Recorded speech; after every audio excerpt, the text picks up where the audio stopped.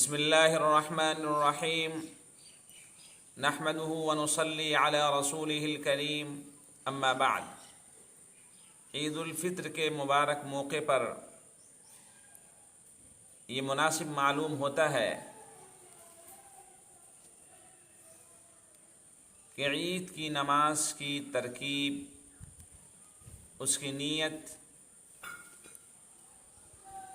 اس کی سنتیں، اس کے مستحبات، یہ سب آپ کے سامنے بیان کر دیے جائیں۔ عید الفطر کے دن مسواک کرنا، نہانا دھونا، جو عمدہ لباس میسر ہو اللہ نے عطا فرمایا ہو اس کو زیب تن کرنا، پہننا، ایک راستے سے عیدگاہ جانا، دوسرے راستے سے واپس آنا، اور اللہ اکبر لا الہ الا اللہ واللہ اکبر وللہ الحمد کی تکبیر دہراتے رہنا، اس کو پڑھتے رہنا، یہ اعمال مسنون اور مستحب ہیں۔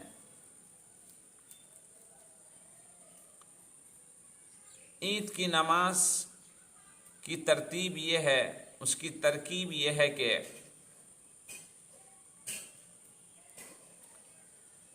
جب سورج نکل آوے اور کچھ بلند ہو جائے، ایسے موقع پر عیدگاہ کی طرف مسلمانوں کے لیے پیش قدمی کرنا چاہیے، جانا چاہیے۔ جب عیدگاہ میں حاضر ہو جائے، یا اگر عیدگاہ میں نماز کا اہتمام نہیں ہے، مسجد میں اہتمام کیا گیا ہے، وہاں پہنچ جائے تو کوئی سنت، کوئی نفل، کوئی واجب، کوئی نماز نہ ادا کرے، بلکہ خاموشی کے ساتھ بیٹھے، اللہ کی تعریف، اللہ کی تسبیح، اللہ کی تقدیس، عظمت، بڑائی بیان کرتا رہے دل میں۔ جب نماز شروع ہو تو نیت اس طرح کرے، نیت کرتا ہوں میں 2 رکعت نماز عید الفطر کی واجب 6 زائد تکبیروں کے ساتھ۔ اگر کوئی یہ نہ کہہ سکے تو دل میں یہ ارادہ کر لے کہ میں عید الفطر کی نماز، عید کی نماز امام صاحب کے پیچھے ادا کر رہا ہوں۔ امام صاحب خود اپنی نیت کریں گے، مقتدیوں کی نیت کریں گے۔ نیت اصل میں دل کے ارادے کا نام ہے۔ کوئی اگر زبان سے کچھ نہ کہے، دل میں یہ نیت رہے کہ میں امام صاحب کے پیچھے عید کی نماز ادا کر رہا ہوں، یہ خیال کرنا، یہ دل میں ارادہ کرنا، یہی اس کے لیے کافی ہے، اسی کا نام نیت ہے۔ اگر کوئی زبان سے اس طرح کہہ لے کہ نیت کرتا ہوں میں 2 رکعت نماز عید الفطر کی واجب 6 زائد تکبیروں کے ساتھ، تو ایسا کہہ لینا اور اچھی بات ہے اور پسندیدہ عمل ہے۔ پہلی تکبیر کہتے ہوئے اللہ اکبر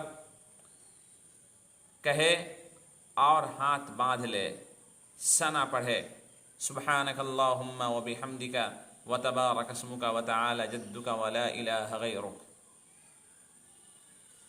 اس کے بعد دوسری تکبیر کہے، اللہ اکبر کہتے ہوئے ہاتھ اٹھائے اور ہاتھ چھوڑ دے۔ پھر اس کے بعد تیسری تکبیر کہے، اللہ اکبر، ہاتھ اٹھائے اور کہتے ہوئے اللہ اکبر ہاتھ چھوڑ دے۔ پھر چوتھی تکبیر کے لیے ہاتھ اٹھائے، اللہ اکبر، اور تکبیر کہتے ہوئے ہاتھ کو باندھ لے۔ اس کے بعد امام اعوذ باللہ من الشیطان الرجیم بسم اللہ الرحمن الرحیم، اس کے بعد سورہ فاتحہ پڑھے گا، اس کے بعد کوئی سورت پڑھے گا، رکوع سجدہ عام نمازوں کی طرح کرے، پھر دوسری رکعت کے لیے وہ کھڑا ہو جائے اور الحمد شریف کوئی سورت پڑھے، اس کے بعد اللہ اکبر کہتے ہوئے ہاتھ اٹھائے اور ہاتھ چھوڑ دے، دوسری دفعہ پھر اللہ اکبر کہتا ہوا ہاتھ اٹھائے اور ہاتھ چھوڑ دے، تیسری دفعہ پھر اللہ اکبر کہتا ہوا ہاتھ اٹھائے اور ہاتھ چھوڑ دے، چوتھی دفعہ اللہ اکبر کہتا ہوا رکوع میں چلا جائے، ہاتھ نہ اٹھائے۔ اس طرح سے دوسری رکعت میں یہ 3 تکبیریں زائد ہو گئیں، اور پہلی رکعت میں بھی 3 تکبیریں زائد ہو گئی تھیں، یہ 6 زائد تکبیریں ہیں۔ اس کے بعد رکوع سجدہ کرتا ہوا التحیات، درود شریف، دعا معصورہ وغیرہ پڑھ کر سلام پھیر دے۔ سلام پھیرنے کے بعد امام منبر پہ تشریف لائے گا اور وہ 2 خطبے دیں گے۔ جمعے کی نماز میں خطبہ پہلے ہوتا ہے، اور عید اور بقرہ عید کی نماز میں، یعنی عید الفطر اور عید الاضحیٰ کی نماز میں نماز پہلے ہوتی ہے، خطبہ بعد میں ہوتا ہے۔ خطبے میں اللہ کی تعریف، اللہ کی بڑائی، اللہ کی عظمت، رسول پاک صلی اللہ علیہ وسلم کی رسالت اور اس کی گواہی، اور درود شریف، انسانوں کے لیے دعائیں، گناہوں سے بخشش اور معافی کی چاہت اور اس کا طلبگار ہونا چاہیے، انسان کو واعظ و نصیحت کچھ کرنا چاہیے۔ یہ خطبے کا مقصد ہے، یہ مطلب ہوتا ہے خطبے کا۔ عربی زبان میں کہے یہ مسنون عمل ہے۔ اور اس کے بعد خطبہ جب ختم ہو جائے گا تو عید کی نماز اور بقرہ عید کی نماز اس طرح سے مکمل ہو جائے گی۔ خطبہ کا سننا، خطبہ دونوں نماز میں واجب ہے، اس کو غور سے، توجہ کے ساتھ، ادب کے ساتھ بیٹھ کر سننا چاہیے۔ حدیث شریف میں لکھا ہے اذا خرج الامام فلا صلاة ولا کلام، جب امام نماز کے لیے نکلے، خطبے کے لیے منبر پہ تشریف لائے، تو کوئی گفتگو، کوئی سلام کا جواب نہیں دینا چاہیے۔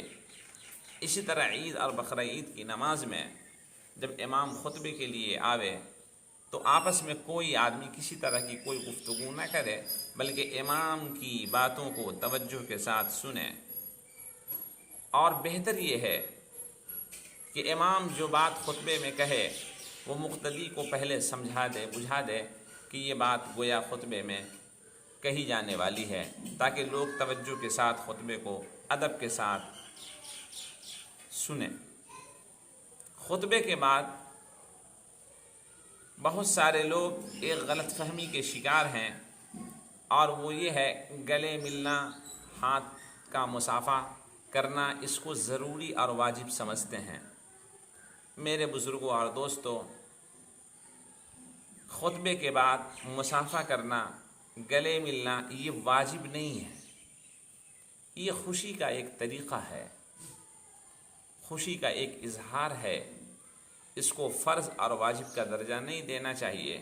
ملا لیا بہت اچھی بات ہے، نہیں ملایا تب بھی کوئی حرج اور گناہ کی بات نہیں ہے۔